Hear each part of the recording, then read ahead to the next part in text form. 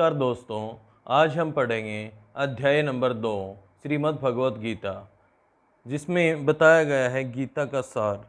संजय ने कहा, करुणा से व्याप्त शोकायुक्त नेत्रों वाले अर्जुन को देखकर मधुसूदन कृष्ण ने ये शब्द कहे।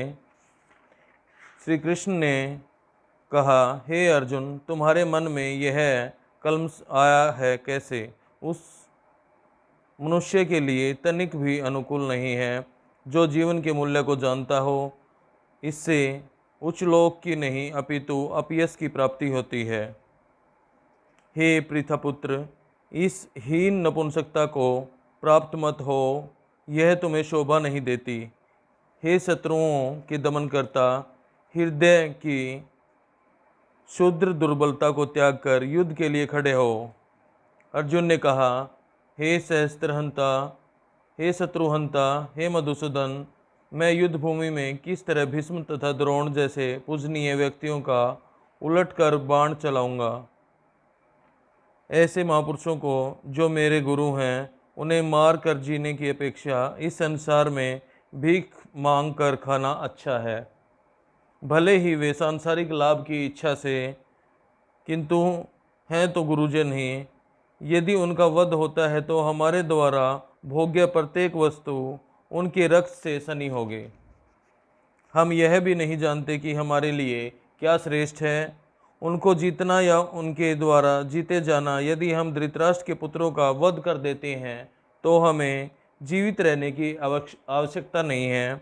फिर भी वे युद्ध भूमि में हमारे समक्ष खड़े हैं। अब मैं अपनी कृपण दुर्बलता के कारण अपना कर्तव्य भूल गया हूँ और सारा धैर्य खो चुका हूँ। ऐसी अवस्था में मैं आपसे पूछ रहा हूँ कि जो मेरे लिए श्रेष्ठकर हो उसे निश्चित रूप से बताइए। अब मैं आपका शिष्य हूँ और आपका शरणागत हूँ, कृपया मुझे उपदेश दें। मुझे ऐसा कोई साधन नहीं दिखता जो मेरी इंद्रियों को सुखाने वाले इस शोक को दूर कर सके। स्वर्ग पर देवताओं के आधिपत्य की तरह इस धन धान्य संपन्न सारी पृथ्वी पर निष्कंटक राज्य प्राप्त करके भी इस शोक को दूर नहीं कर सकूंगा। संजय ने कहा, इस प्रकार कहने के बाद शत्रुओं को दमन करने वाला अर्जुन कृष्ण से बोला, हे गोविंद, मैं युद्ध नहीं करूंगा और चुप ही रहूंगा। हे भरतवंशी धृतराष्ट्र, उस समय दोनों सेनाओं के मध्य शोकमग्न अर्जुन से कृष्ण ने मानो हंसते हुए ये शब्द कहे। श्री भगवान ने कहा, तुम पांडित्यपूर्ण वचन करते हुए उनके लिए शोक कर रहे हो जो शोक करने योग्य नहीं हैं। जो विद्वान होते हैं वे न तो जीवित के लिए न ही मृत के लिए शोक करते हैं। ऐसा कभी नहीं हुआ है कि मैं न रहा हूँ या तुम न रहे हो, अथवा ये समस्त राजा न रहे हों, और न ऐसा है कि भविष्य में हम लोग नहीं रहेंगे। जिस प्रकार शरीरधारी आत्मा इस वर्तमान शरीर में बाल्यावस्था से तरुणावस्था में और फिर वृद्धावस्था से निरंतर अग्रसर होता रहता है, उसी प्रकार मृत्यु होने पर आत्मा दूसरे शरीर में चला जाता है। धीर व्यक्ति ऐसे परिवर्तन से मोह को प्राप्त नहीं होता। हे कुंती पुत्र, सुख तथा दुख का क्षणिक उदय तथा कालक्रम में उनका अंतर्धान होना सर्दी तथा गर्मी की ऋतुओं के आने जाने के समान है।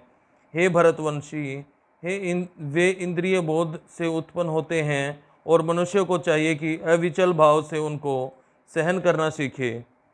हे पुरुष श्रेष्ठ अर्जुन, जो पुरुष सुख तथा दुख में विचलित नहीं होता और इन दोनों में संभाव रखता है, वह निश्चित रूप से मुक्ति के योग्य है। तत्वदर्शियों ने यह निष्कर्ष निकाला है कि असत भौतिक शरीर का तो कोई चिर स्थायित्व नहीं है, किंतु सत आत्मा अपरिवर्तित रहता है। उन्होंने इन दोनों की प्रकृति के अध्ययन द्वारा यह निष्कर्ष निकाला है। जो सारे शरीर में व्याप्त है उसे ही तुम अविनाशी समझो।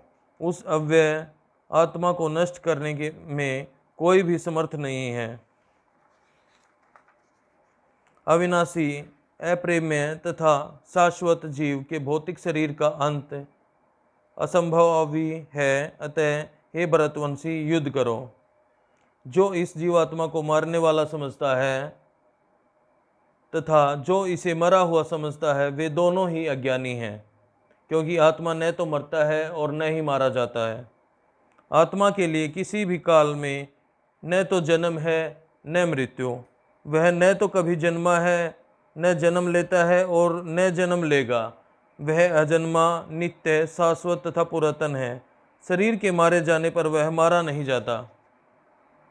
हे पार्थ, जो व्यक्ति यह जानता है कि आत्मा अविनाशी, अजन्मा, शाश्वत तथा अव्यय है, वह भला किसी को कैसे मार सकता है या मरवा सकता है।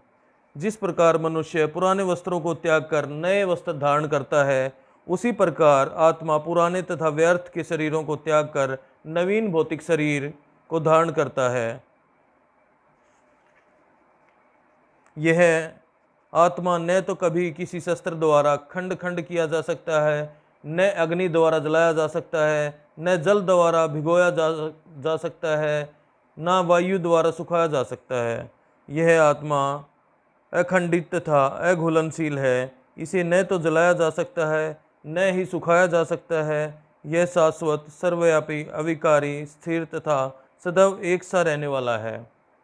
यह आत्मा अव्यक्त, अकल्पनीय तथा अपरिवर्तनीय कहा जाता है। यह जानकर तुम्हें शरीर के लिए शोक नहीं करना चाहिए, किंतु यदि तुम यह सोचते हो कि आत्मा अथवा जीवन का लक्षण सदा जन्म लेता है तथा सदा मरता है, तो भी ये महाबाहु तुम्हारे शोक करने का कोई कारण नहीं है। जिसने जन्म लिया है उसकी मृत्यु निश्चित है, और मृत्यु के पश्चात पुनर्जन्म भी निश्चित है। अतः अपने अपरिहार्य कर्तव्य पालन में शोक नहीं करना चाहिए। सारे जीव प्रारंभ में अव्यक्त रहते हैं, मध्य अवस्था में व्यक्त होते हैं और विनष्ट होने पर पुनः अव्यक्त हो जाते हैं। अतः शोक करने की क्या आवश्यकता है। कोई आत्मा को आश्चर्य से देखता है, कोई उसे आश्चर्य की तरह बताता है तथा कोई उसे आश्चर्य की तरह सुनता है, किंतु कोई कोई इसके विषय में सुनकर भी कुछ नहीं समझ पाते। हे भरतवंशी, शरीर में रहने वाले देही का भी वध नहीं किया जा सकता। अतः तुम्हें किसी भी जीव के लिए शोक करने की आवश्यकता नहीं है। क्षत्रिय होने के नाते अपने विशिष्ट धर्म का विचार करते हुए तुम्हें जानना चाहिए कि धर्म के लिए युद्ध करने से बढ़कर तुम्हारे लिए अन्य कोई कार्य नहीं है। अतः तुम्हें संकोच करने की कोई आवश्यकता नहीं है। हे पार्थ, वे क्षत्रिय सुखी हैं जिन्हें ऐसे युद्ध के अवसर अपने आप प्राप्त होते हैं, जिससे उनके लिए स्वर्गलोक के द्वार खुल जाते हैं। किंतु यदि तुम युद्ध करने के स्वधर्म को संपन्न नहीं करते, तो तुम्हें निश्चित रूप से अपने कर्तव्य की अपेक्षा करने का पाप लगेगा और तुम युद्ध के रूप में भी अपना नाश खो दोगे। लोग सदैव तुम्हारे अपयश का वर्णन करेंगे, और सम्मानित व्यक्ति के लिए अपयश तो मृत्यु से भी बढ़कर है।